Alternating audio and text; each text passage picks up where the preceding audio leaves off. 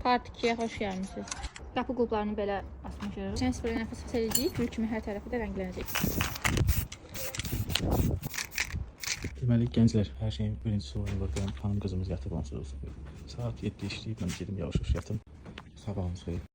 Sabah da deyirəm saat 2-dir. Qızımız hələ də yatır. Necə durdum, özüm üçün yeməyə bir şey hazırlayaq.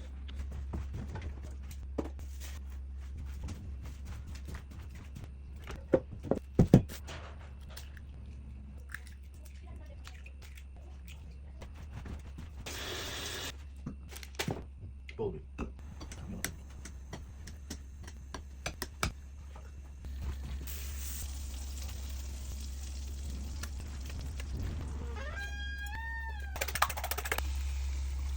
Gel, yakınlaş. Ciddi dişimiz kaldı. Temel dersin sen. Usta zaxtırı bizədir mən. Ama sen bir bak. Çox duzludur. Bir də ona götür. Təbii ki, mən rəngləyirəm. Çünki bu ikinci professionallıq tələb edir. Ona görə bu işdə mənə qalır.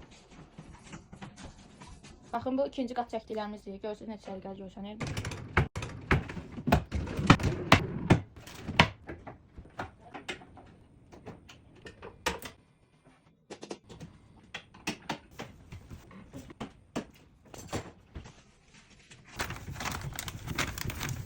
Şimdi bakın Fox oldu.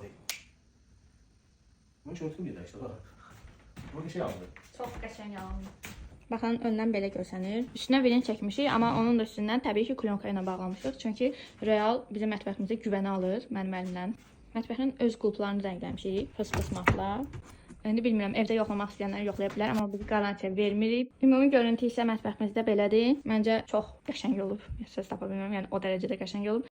Bizi izlədiyiniz üçün təşəkkürlər. Bizi izləməyi alıb fikirlərinizi bildirməyi unutmayın. Növbəti videolara dək hələlik.